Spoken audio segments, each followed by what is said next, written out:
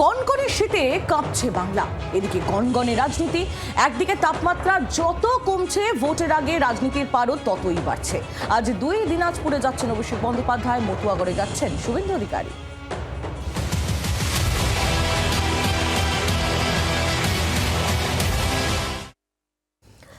দু 2026 বিধানসভা নির্বাচন যখন আসন্ন হিলি, আর তখন কিন্তু অবশ্যই ফ্যাক্টর কি মতুয়াগড়। আর সেই মতুয়াগড়ে কিন্তু এবার ফোকাস, কারণ আজ বনগাঁয় মতুয়া ধর্মর যারা রয়েছেন তাদেরকে মহাসম্মেলন, সেই মহাসম্মেলনে উপস্থিত হচ্ছেন রাজ্যের বিরোধী দলনেতা শুভেন্দু অধিকারী। বনগাঁয় আরএস মাঠে আজ একটি বিশাল মতুয়া ধর্ম সম্মেলনের আয়োজন করা হয়েছে।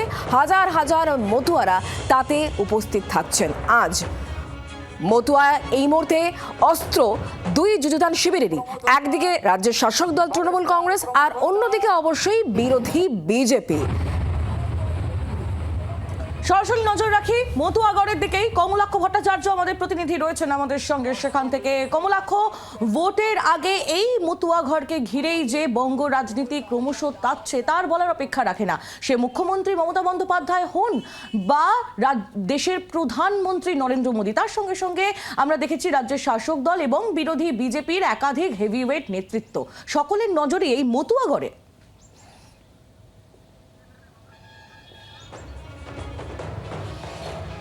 একেবারেই ভোটের ধর্ম যদি বলতে হয় তাহলে এখন সম্পূর্ণভাবে ধর্মের ভোট, সেদিকেই কিন্তু যত উত্তাপ বাড়ছে সেদিকেই বদল হতে আমরা দেখতে পাচ্ছি। এই ধর্মের ভোটে মতুয়া শক্তি একটা বড় শক্তি এই বাংলার বুকে।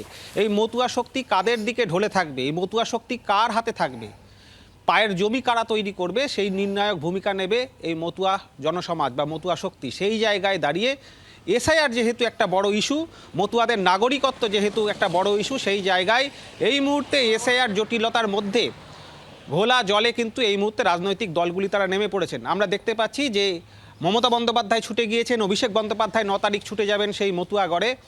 শুভেন্দু অধিকারী তিনি আজকে বনগাঁ একেবারে শহরের মধ্যে রেল স্টেশন ময়দান চত্বরে সেখানে কিন্তু আজকে সভা করছেন। কাদের নিয়ে? সেই মতুয়া ধর্মের মানুষজনদের নিয়ে। প্রচুর মানুষের সেখানে জমায়েত হবে এবং সেখানে এর আগে আমরা নরেন্দ্র মোদী এবং অমিত শাহকে মতুয়াদের যে আশ্বাস দিতে দেখেছি এসআইআর নিয়ে, অর্থাৎ ধর্মীয় কারণে অত্যাচারের কারণে যারা বাংলাদেশ থেকে এপারে এসছেন তাদের চিন্তার কিছু নেই, মতুয়াদের ভয়ের কিছু নেই, এই বারবার আশ্বাসবাণী দেওয়ার পরেও কিন্তু মতুয়াদের যেহেতু উদ্বেগ কাটছে না, সেই উদ্বেগ কাটানোর জন্য ফের আরও একবার শুভেন্দু অধিকারীকে সশরীরে থাকতে হচ্ছে।